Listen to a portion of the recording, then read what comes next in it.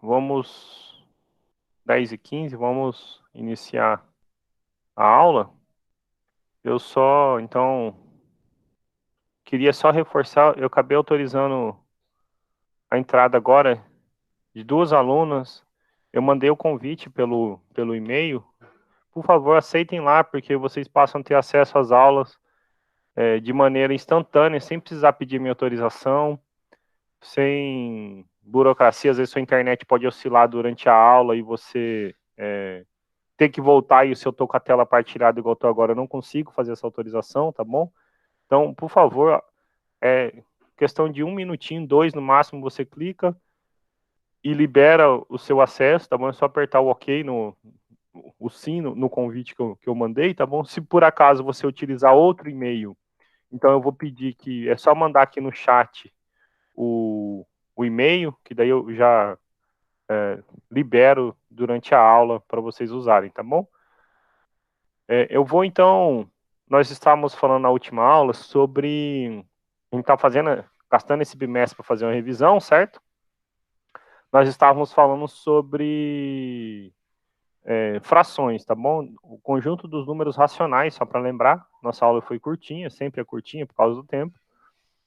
E então a gente falou o que é uma fração, ou seja, o que é o conjunto dos números racionais e quando que uma fração é irredutível. O nosso objetivo de hoje é dar sequência às notas de aula que eu tenho preparado para vocês, é falar então como que a gente faz operações com frações, tá bom? Então, te ajudar a recordar como é que você soma duas frações, como é que você multiplica, como é que você divide, tá? Tudo isso eu preparei digitado também, tá lá na página, a partir da página 8 para vocês na parte de conceitos básicos para o seu curso de estatística, tá bom? Nós vamos também falar, na medida em que o curso for andando, vamos falar sobre dízimas periódicas e coisas do tipo que às vezes pode te trazer alguma dúvida ainda, tá bom? Alguma pergunta, algum comentário?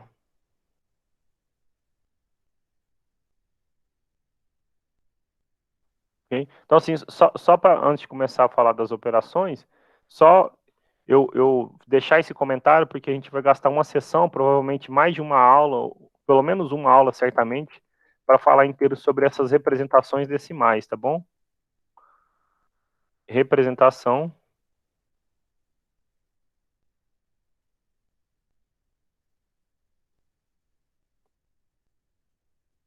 decimal.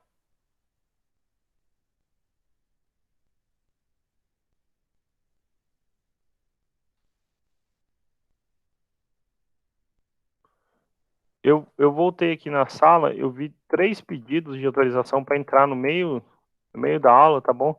Estou mandando a lista de chamada agora para vocês preencherem. Por favor, olhem no e-mail de vocês que está lá no Moodle, clica no sim, aceita o convite, que vocês têm acesso à aula, sem precisar pedir autorização. Se sua internet oscilar no meio da aula, você não precisa pedir para voltar, você tem acesso instantâneo. Isso fui para vocês e fui para mim, tá bom? Acho que a gente, até hoje, foi uma tolerância boa. Depois eu vou seguir o padrão que eu adotei ao longo do ano, que iniciar a aula no horário pontual e não voltar na sala para autorizar, porque é simplesinho, só um sim no convite, você tem acesso instantâneo e eu não gasto os minutinhos preciosos dos poucos que a gente tem nos nossos encontros semanais, tá bom? Se você não usa o e-mail que está lá, não tem problema, é só botar aqui no chat qual e-mail que você usa, que eu mando o convite nesse e-mail, tá bom? Então, só antes de falar das operações com frações, eu falei que ia fazer esse comentário porque é importante, a gente vai gastar mais uma aula, pelo menos talvez um pouquinho mais, para falar sobre as dízimas periódicas, tá bom? Então, todo número, toda fração, ela possui uma representação decimal, tá bom? Possui uma representação decimal.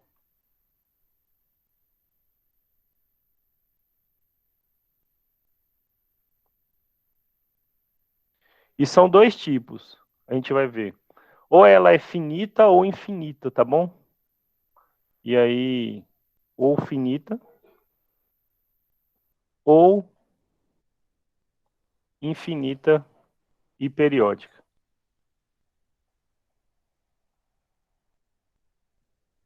Pá, agora ficou feio, né? Infinita e periódica. Ok? Só para dar um exemplo, para a gente não ficar sem o exemplo, tá? Antes de falar das operações. Então, um exemplo de uma representação finita, simplesinho, olha só. 3 quartos, tá bom? 3 quartos. Quando a gente pega 3, dividir aqui na mão para vocês verem, dividir por 4, não dá 0, então 30, 7 vezes 4 é 28, sobra 2, 1, 0, 5, 20, zerou, acabou, certo? Então é 0,75, é uma representação finita, certo? Enquanto, por exemplo, se a gente pegar um terço, então, exemplo B, pegar um terço, se eu pego 1, vou pôr de outra cor aqui, só para manter o padrão, então 1 dividido por 3, não dá 0,10 dá 3. 3 vezes 3, 9, 10 menos 9, 1, de novo essa coisa se repete, certo? É 0, 3, 3, 3, 3, 3, ou seja, isso aqui é uma representação decimal infinita, ok? Qual é o nosso problema, certo? Nosso problema não é partir da esquerda para a direita, né? Então, assim, não é ter um terço e escrever 0,333, certo? Então, a pergunta que a gente vai responder nas próximas aulas é o seguinte. Vamos pôr aqui de azul, por exemplo. Então, assim, como fazer o contrário, né? Então, por exemplo, se eu boto o C aqui, né? Põe assim, 0,45, 45, 45, um exemplo, certo? Então, quem é a fração que origina esse 0,45, 45, como obtê-la, certo? A gente vai aprender. Eu chutei 45, mas poderia ser assim, 0, sei lá, 10,123, 123, 123. Né? Então, qual é a fração que origina 10,123, 123, 123? Né? Como resolver esse problema, tá? A gente vai falar disso não hoje, mas nessas próximas aulas, tá? Mas então, só a título de curiosidade, acho que talvez vocês já recordaram isso, toda número decimal tem sua representação, todo número fracionário, toda fração tem sua representação em forma decimal, ou finita, o exemplozinho de verde aí, 0,75, ou infinita e periódica, 0,33333, tá bom? Agora, então, a parte que interessa para a aula de hoje, que é falar sobre operações com frações, tá? Bem rapidamente.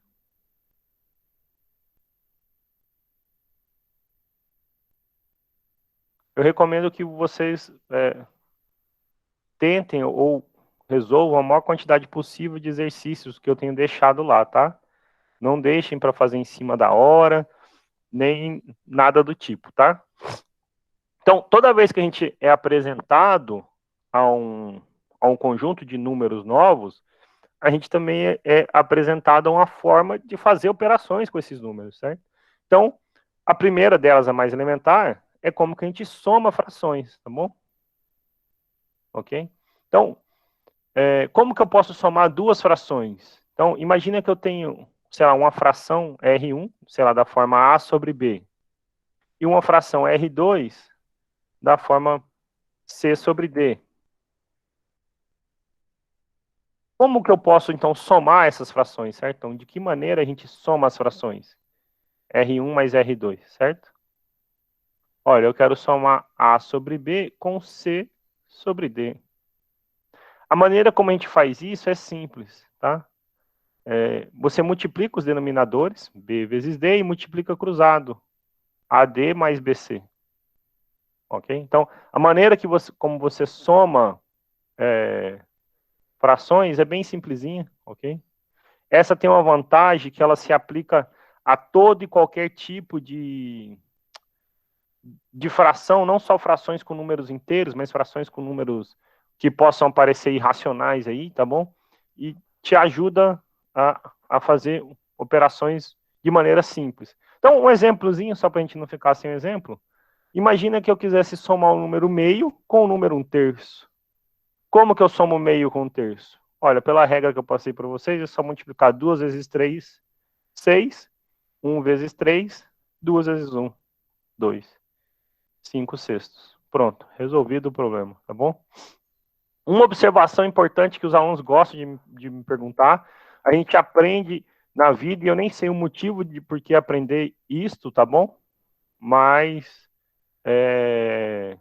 tem alguma vantagem, mas de modo geral é melhor a gente trabalhar com frações como eu estou passando aqui, tá bom? Então, vocês vão ver que eu escrevi uma sessãozinha inteirinha nas notas de aula para vocês sobre o uso do MMC para somar frações, tá bom?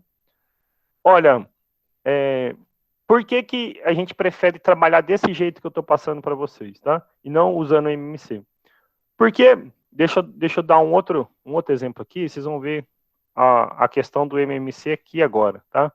Imagina que eu tivesse assim, eu quisesse somar o número 1 sobre raiz de 2 com 3 quintos, ok? E um exemplo C, quisesse somar a expressão 1 sobre x com 2 terços, ok? MMC significa mínimo, múltiplo, comum.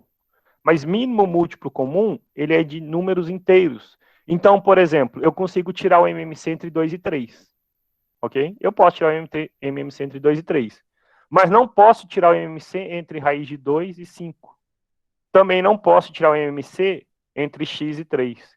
Porque eu não sei o que é esse x. Se esse x for um número inteiro, eu posso? Posso. Se esse x for uma raiz de 2, eu posso? Não, não posso. Se esse x for um número π, que você já for apresentado, ou um número de Euler, um número e, eu também não consigo tirar o MMC, tá bom? E esta expressão que eu passei aqui, ela se aplica não só quando A, B, C e D são números inteiros, mas ela vale para quaisquer valores de A, B, C e D, desde que B e D não sejam números zero, ok? Por quê? Porque você não pode dividir por zero, ok? B e D não podem ser zero, tá? Então, você consegue somar essas expressões, mesmo não sendo o nosso objetivo no momento, usando essa regrinha. Como que eu somaria, por exemplo, 1 sobre raiz de 2 com 3 quintos? Eu multiplico 5 por raiz de 2 e multiplico cruzado. 1 vezes 5, 5, mais 3 vezes raiz de 2. Acabou. Está feita a soma de fração. Esta outra aqui, então, 3 vezes x, 3x e multiplico cruzado. 1 vezes 3, 3. 2 vezes x, 2x. Resolvido o problema, tá certo? Você tem, vamos supor, professor, eu aprendi a somar frações usando o MMC. É errado? Não, não é errado, tá bom? Eu só estou apresentando para vocês uma outra maneira, uma maneira mais simples e elegante, e ela se aplica a qualquer situação, tá bom? Então, como eu falei, por exemplo, você não conseguiria fazer o MMC para o item C. E certamente você já se deparou com algum tipo de conta assim. Como é que você fazia na época que você aparecia? O seu professor certamente devia passar essa regra, olha, multiplica os denominadores e multiplica cruzado, tá bom? Essa regra, ela vale geral, então é melhor aprender ela, tá bom? Como que você, então, só por curiosidade, somaria no MMC, né? Meio com um terço. Você ia lá e tirar o MMC entre 2 e 3. Olha, divide por 2 dá 1, divide por 3 deu 1, então dá 6 o MMC, você coloca aqui o MMC 6, 6 dividido por 2, 3 vezes 1, 3. 6 por 3 é 2, vezes 1, 2. Deu na mesma, né? 3 mais 2, 5 sextos, tá bom? Que vantagem, então, eu passei vantagens, né, de usar esta regrinha aqui para vocês, né? Que vantagem tem usar o MMC? Em alguns casos pode ser mais vantajoso, como eu falei, ele não se aplica a todos, mas em alguns pode ser. Por exemplo, se eu quisesse somar, só para um último exemplo, antes de falar como é que subtrai, multiplica e divide. Se eu quisesse somar meio com um quarto, tá bom? Então a gente pode somar usando o MMC ou usar com a regrinha que eu passei agora para vocês. Não é minha, mas a regra é da matemática. Na regra que eu passei para vocês, a desvantagem nesse caso é que ela não sai simplificada, você vai precisar simplificar. No MMC já sai simplificado. A desvantagem do MMC é que você só usa quando as frações são os denominadores das frações são números inteiros. E o outro que eu passei usa em todos os casos, tá bom? Na regra que eu passei para vocês, então, você multiplicar 2 vezes 4, 8. 1 vezes 4, 4. 2 vezes 2, 2 vezes 1, 2. Então, ia dar 6 oitavos. E você ia simplificar, porque pode simplificar. Você substitui pela fração irredutível equivalente, né? Você divide, no caso, por 2. Por 2, ok? Se você fizesse pelo MMC, o MMC entre 2 e 4, então você botar lá 2 e 4, certo? Divide por 2 dá 1, deu 2. Divide por 2, todo mundo deu 1, acabou, multiplica, 2 vezes 2, 4.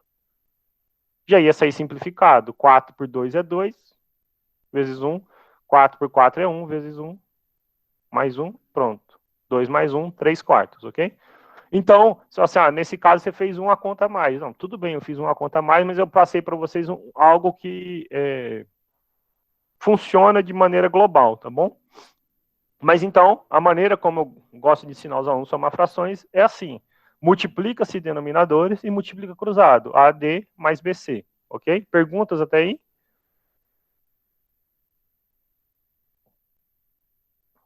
Nenhuma pergunta? Ok. Então, a subtração. A subtração é muito parecido. O que que muda? Vai mudar o sinal. Em vez de ser um mais, fica um menos, tá bom? Mas toda vez que a gente aprende a somar, então a gente aprendeu subtrair, tá bom? Só para não deixar sem escrever isso, então, subtração. Olha, então eu vou fazer a fração R1 menos a R2, certo? Ou seja, eu quero fazer A sobre B menos C sobre D. Só o que mudou é o sinal, gente. A subtração é uma soma com sinal disfarçado. B vezes D, AD. Agora vocês têm que sempre ficar atento ao sinal, né? Menos BC. Mas a estratégia é a mesma, tá bom? E aí, de novo, se você quiser, você pode usar o MMC. Nas notinhas de aula que eu falei para vocês, eu argumento por que, que é equivalente, tá bom? Por que, que tem por que, que dá o mesmo resultado usar esta regra que eu passei ou usar o MMC? Eu provo lá, tá bom? Não vou fazer isso em sala, não, senão ia gastar bastante tempo. É só importante que vocês conheçam essa outra alternativa, tá? Então, exemplo. Se eu quiser subtrair 3/11 menos 2/3. 3/11 menos 2/3. Como é que eu vou fazer? Simplesmente, então, eu vou 11 vezes 3. Vou até fazer devagarzinho aqui. 11 vezes 3.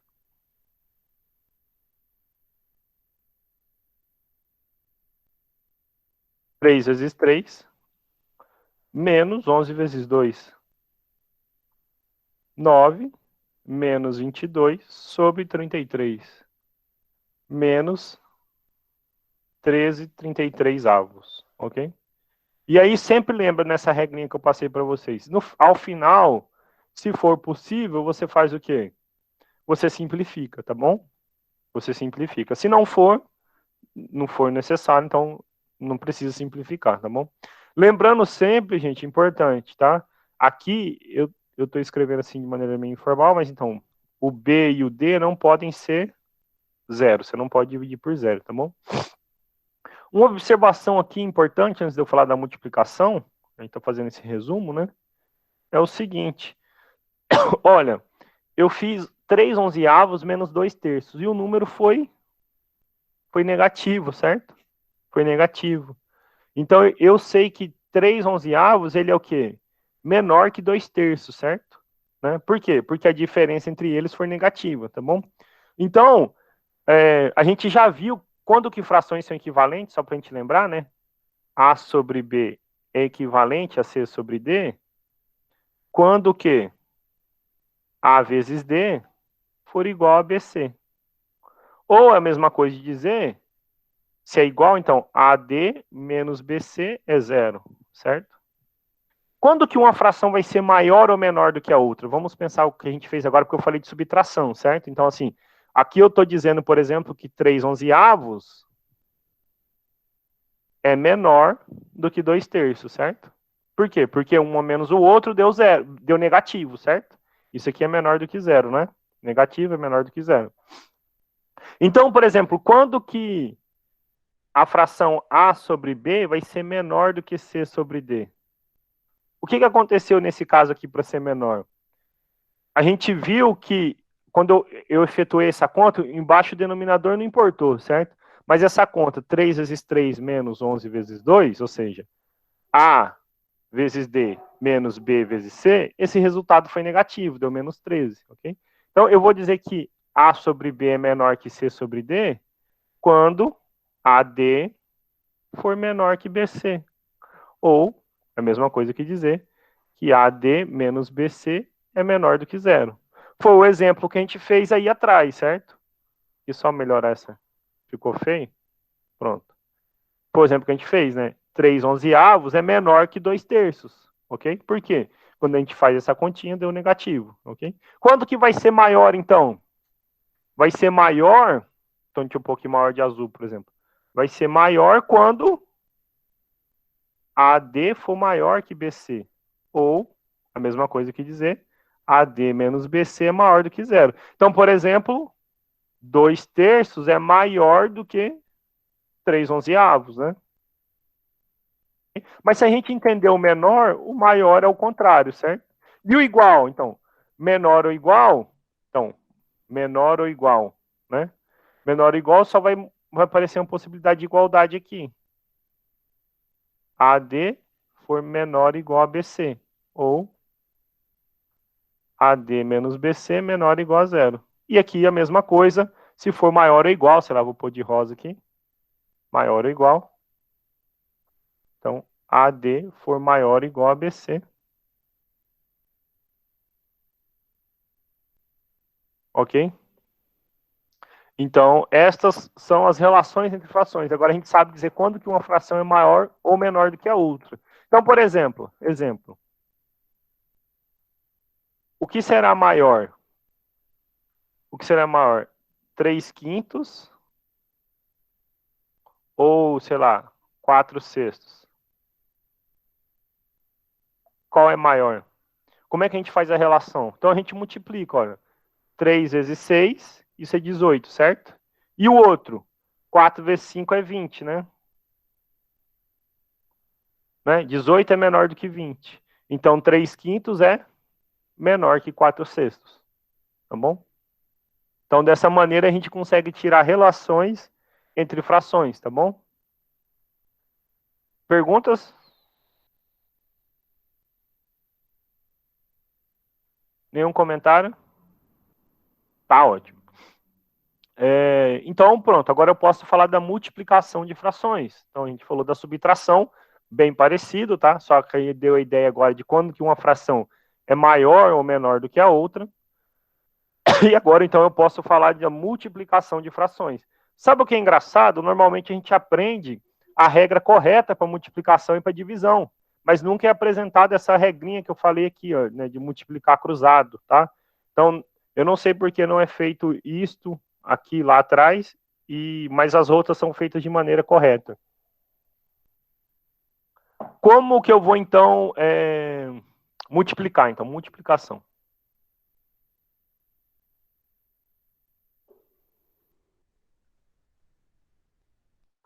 Quero multiplicar uma fração, R1, por uma fração R2. Ou seja, A sobre B vezes C sobre D. Simplesmente você vai fazer o quê? Multiplicar denominadores e numeradores. Vou multiplicar de maneira prática, em cima, embaixo, embaixo. A vezes C e dividir por B vezes D. Ok?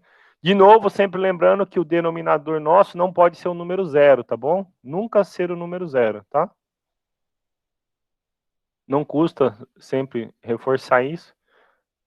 Eles não podem ser zero, tá bom? Exemplo.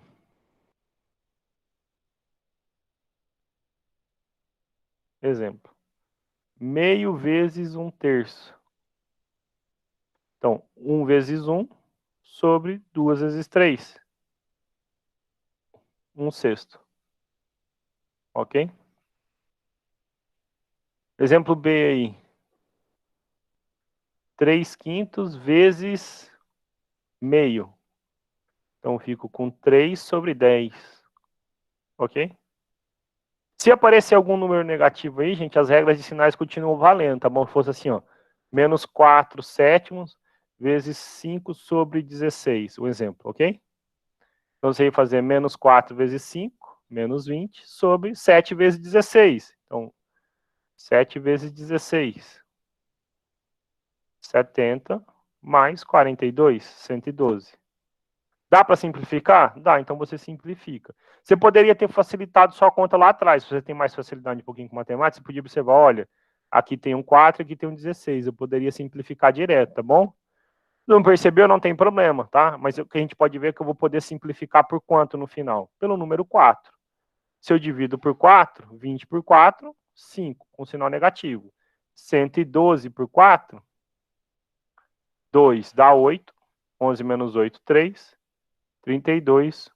8 vezes 4, 32. Zerou. Então, aqui ficaria 28. Observe que 4 vezes 7 é 28, né? E aqui ia ficar 5 vezes 1, tá? Então, qualquer que fosse a ordem que você fizesse, o resultado seria o mesmo, tá bom? Talvez este seja um momento para aprender essas coisas práticas do nosso dia a dia, tá bom? E se alguém tiver alguma pergunta, pode ficar à vontade em qualquer momento para interromper, tá? Então, as regrinhas de sinal continuam valendo aqui da mesma maneira, tá? Isso não muda não, tá? Então, por fim aqui, então agora eu vou falar da divisão de frações, bem rapidinho, né? A gente está fazendo um resumo, então assim, não dá para também trabalhar tudo com toda a calma necessária. Então, multiplicação, divisão. A regra de divisão, ela fala o quê? Você vai dividir duas frações, tá bom? Agora, então, eu vou dividir uma fração R1 por uma fração R2. Eu vou fazer o quê?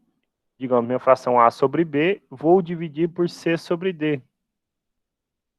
Então, eu vou conservar a primeira e multiplicar pelo inverso da segunda. AD sobre BC. Ok?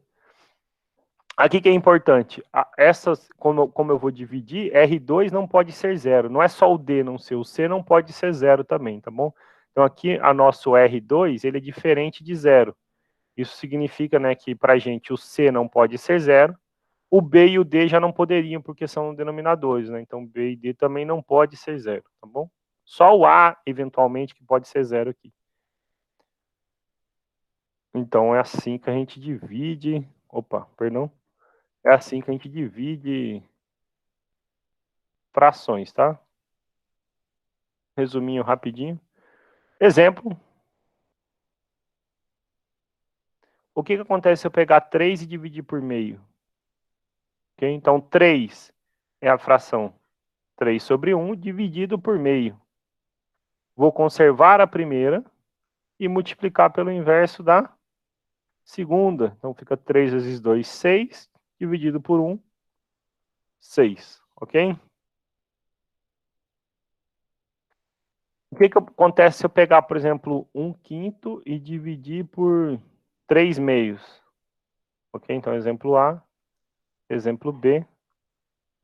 Então, fica 1/5 é a primeira, vezes o inverso, 2/3. Então, fica 2/15.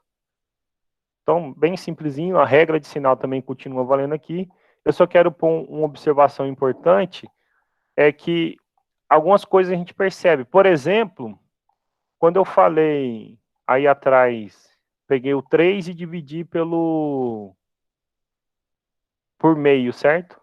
O que aconteceu com o resultado final? Deu 6, certo? Então, quando você divide por frações, eu divido por meio, é a mesma coisa que multiplicar por 2, tá bom? Então, quero pôr essa observação, porque às vezes a gente não pensa assim, quando a gente está trabalhando nas contas, e isso atrapalha a gente, tá? Então, vamos começar simples. O que acontece se eu dividir, né? O que acontece se eu dividir por meio? Dividir por meio. Ok? Dividir por meio é a mesma coisa que multiplicar por 2. Então, se eu pego um número x e quero dividir por meio, então eu conservo a primeira fração, que é o x, e multiplico pelo inverso da segunda. Então, dividir por meio tem o mesmo significado que multiplicar por 2. Ok? Elas são coisas inversas, tá bom? Então, assim, dentro dessa observação, então, quando eu multiplico por meio, então, assim, se eu colocar assim, o que acontece se eu multiplicar por meio, né? Se eu multiplicar por meio, então eu vou pegar x e fazer vezes meio, né? Então, é a mesma coisa que dividir por 2, ok? Isso ajuda você nas suas contas no dia a dia, não só em estatística, mas em matemática, em física. Você ganha tempo pensando assim direto, tá bom? Até mesmo quando você pode usar uma calculadora, se você sabe assim que você tem que pegar um resultado e dividir por meio, então você sabe que é só multiplicar por 2 e já vai mais direto, tá bom? Ok? E se fosse dividir por 1/3, o que ia acontecer?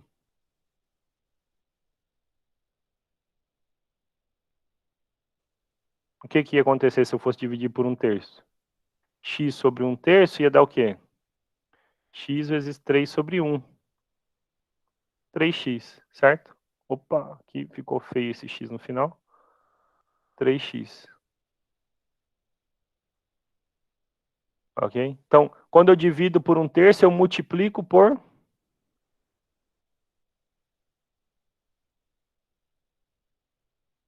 3. De modo geral, então, o que eu posso concluir? Se eu for dividir por 1n avos, é a mesma coisa que fazer o quê? Multiplicar pelo número n, certo? Então, por exemplo, se você divide por 1/10, você está multiplicando por 10. Então, é a mesma coisa que multiplicar por n. Vocês já tinham pensado assim, de alguma maneira? Ou parecido? Não sei, mas assim, isso acho que ajuda. Pelo menos eu gosto de pensar a matemática assim, ajuda a gente a entender algumas coisas, tá bom? Perguntas, comentários? Ok? Então, eu recomendo que na sequência, então, vocês leiam lá na página 10, tá? Quem tiver interesse. Por que que usar, na página 10 do que eu tenho preparado para vocês, tá bom? Por que que usar o MMC para somar frações é a mesma coisa que essa regrinha que eu passei para vocês, tá bom? Eu falei, não vou falar nem sala, porque eu fiz uma subseção só para isso. E agora, então, a gente pode começar a falar sobre as dízimas periódicas, tá bom? Então, assim, é um resumo dessas partes de frações, e é importante, então, a gente falar sobre essas perguntas, né? Como que poderia, por exemplo, achar uma fração que gera uma dízima, certo? Que aconteceu lá atrás, dizer certinho o que é uma dízima, foi um pouco do que eu já adiantei, para a gente poder fechar essa parte de revisão de frações e depois poder, então, falar de porcentagem, tá bom? Então, assim, a gente está quase fechando a parte de frações, falta só agora, então, falar um pouquinho sobre as dízimas periódicas, né? Então, o nosso próximo objetivo.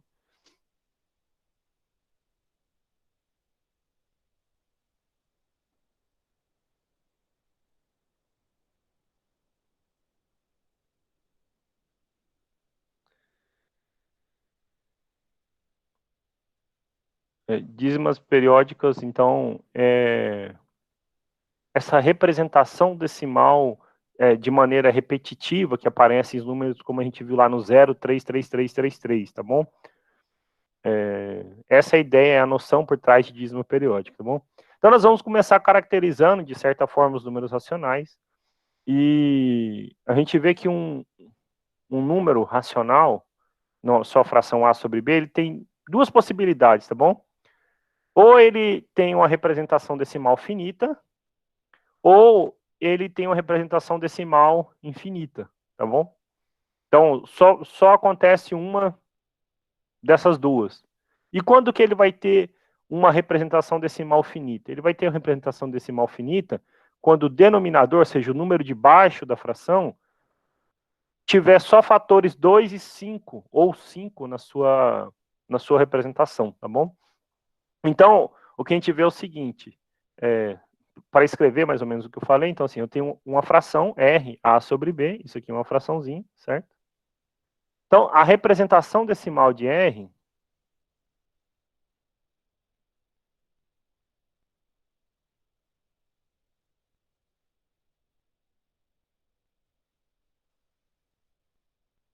pode ser finita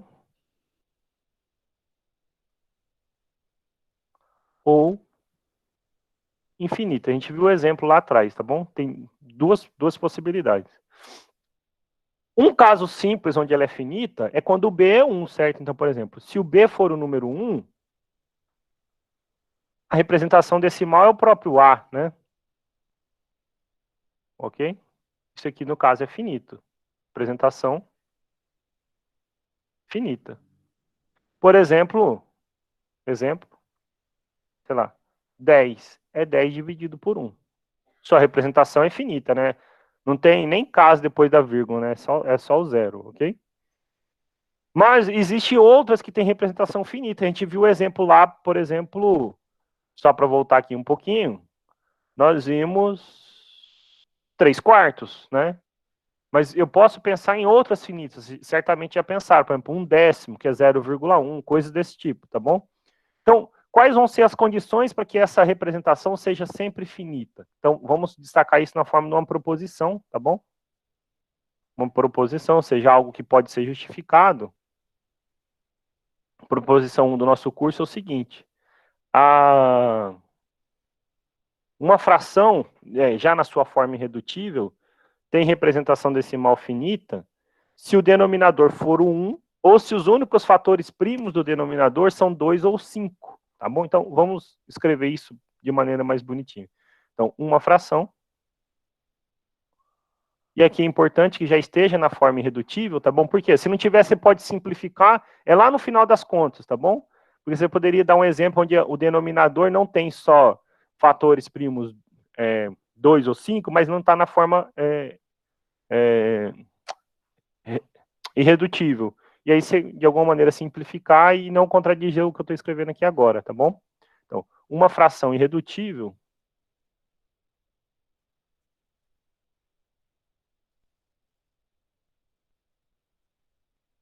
é R A sobre B, ok?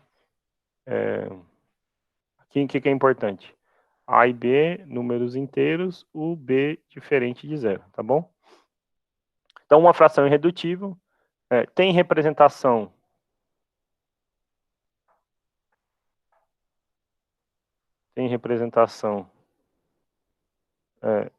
decimal finita,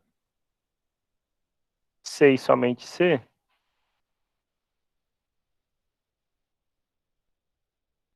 acontecer o seguinte: o B for o número 1, como eu já citei lá atrás, ou o B pode não ser 1, mas o B ter em sua decomposição em fatores primos apenas os primos 2 e 5, ok? Ou 2 ou 5. Pode ter combinação 2 e 5, tá bom? Mas coisas desse tipo. Os únicos fatores primos de B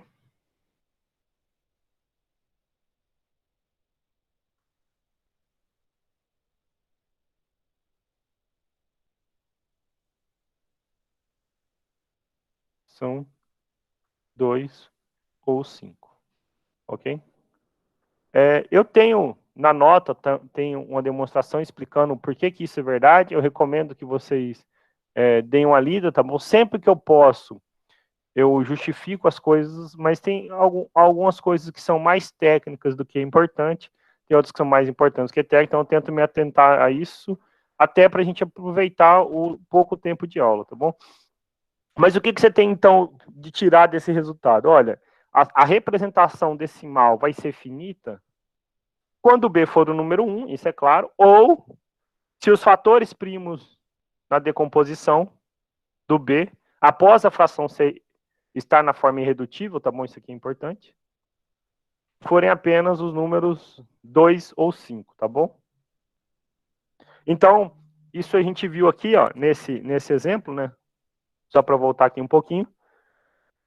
3/4, então, a decomposição em 4 já está na forma irredutível, certo? A decomposição de 4 só tem o primo 2, não contradiz, né? É 2 ou 5.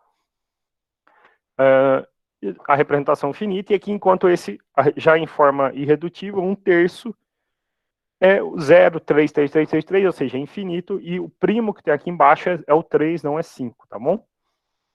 Nem 2, tá bom? Então, assim, essa é a maneira para a representação decimal de um número racional ser finita. A demonstração é curtinha, não vai nem uma página, então eu recomendo que vocês possam ler, tá bom? Então, o que a gente conclui?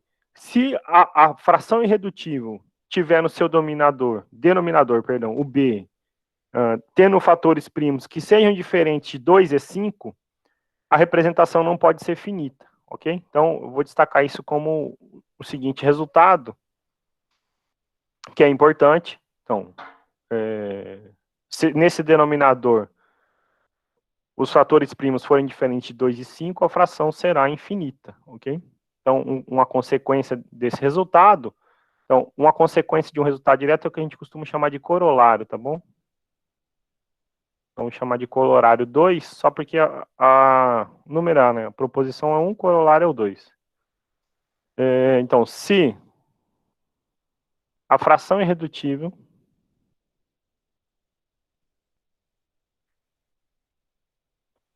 então já tô supondo ela irredutível, tá bom? A sobre B. Ou seja, o máximo divisor comum entre A e B for 1, tá bom? O B não é zero, é a mesma condição que está aqui. A e B são números inteiros e o B não é zero. Tiver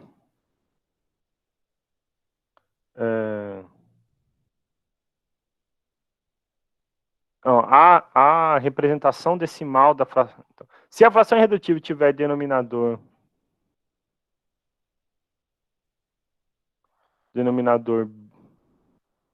possuindo fatores primos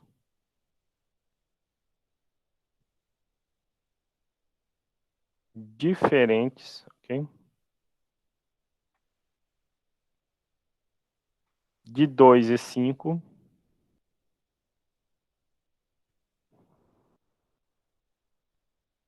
de 2 e 5, então a representação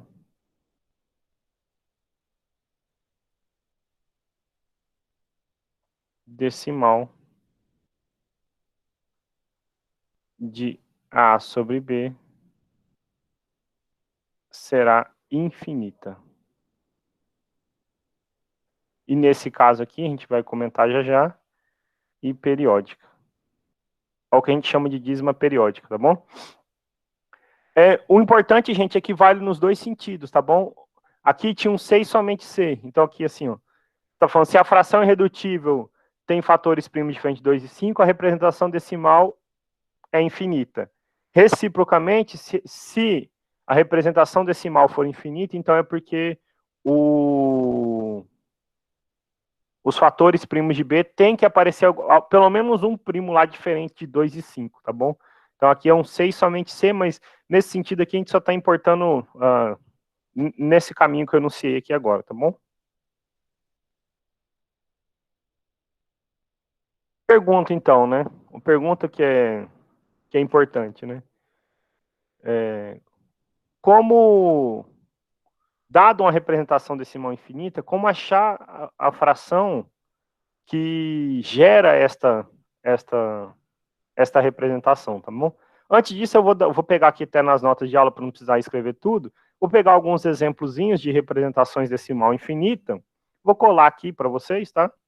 Tá, o exemplo 2,16, tudo tá enumeradinho lá na nota, fica mais fácil para poder acompanhar, tá?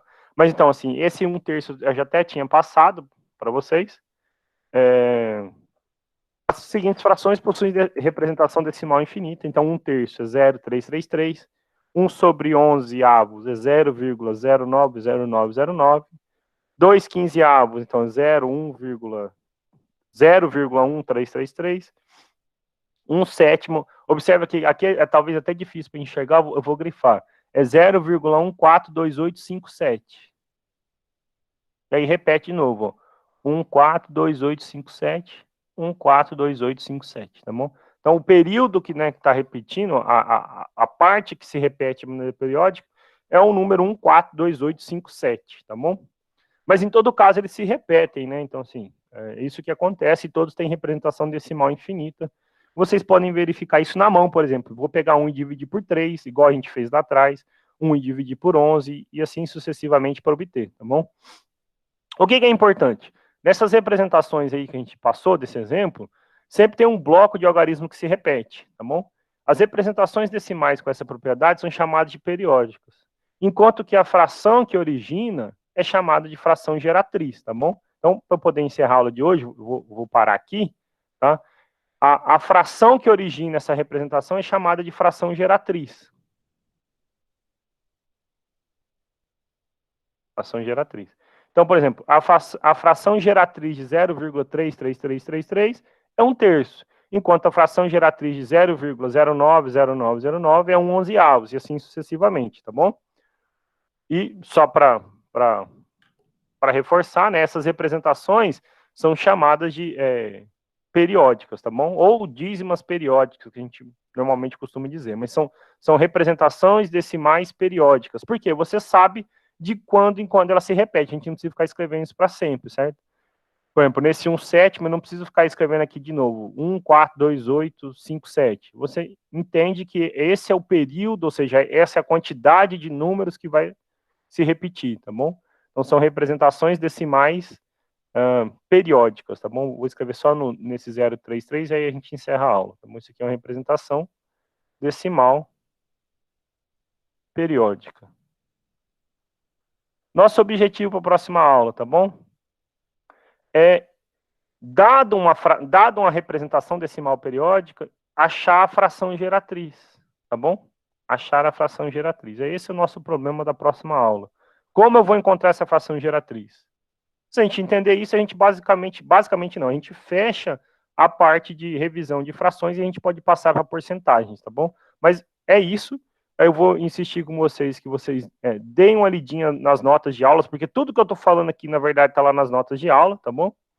E tentem resolver os exercícios. Eu sempre tenho deixado exercício toda semana, então é importante que vocês tentem, tá bom? Vocês vão ver que tem muito exercício e pouca teoria, porque é uma revisão, tá bom? Alguma pergunta, algum comentário, alguma sugestão? Vou voltar aí na sala para ver se alguém tem, tá? Mas então, na próxima aula a gente continua aqui, a partir da página... Eu tô lá na página 12 com vocês, tá bom? Das nossas notinhas de aula, tá? Então, a gente parou na página 12, e o meu pedido é que vocês, por favor, vou até anotar aqui, parei. A página 12. Meu pedido é que vocês leiam, tá? O material que está lá é acessível para vocês, então vocês leiam as próximas páginas e tentem resolvam, tá? O máximo de exercícios possíveis. Não esperem chegar perto da prova para tentar resolver, que quando assustar já acumulou muito exercício, tá bom? Deixa eu ir aí ver se alguém tem alguma pergunta. Agora eu tô vendo aqui que o João Pedro mandou e-mail, a Ana Júlia e o Breno, tá bom? Mais alguém, o e-mail que vocês tiveram que pedir acesso à aula de hoje, que daí eu, acabando essa aula, eu já mando o convite, tá bom? E, por favor, resolva os exercícios e leiam as notinhas de aulas que eu tenho deixado, tá bom? Comentário, pergunta?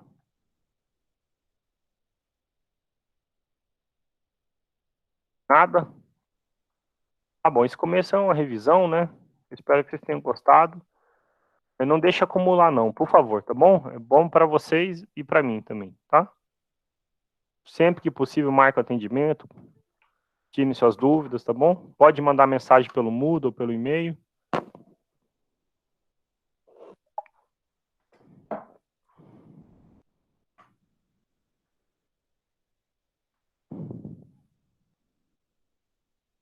Vou encerrar a gravação e eu já mando o e-mail para vocês, tá bom?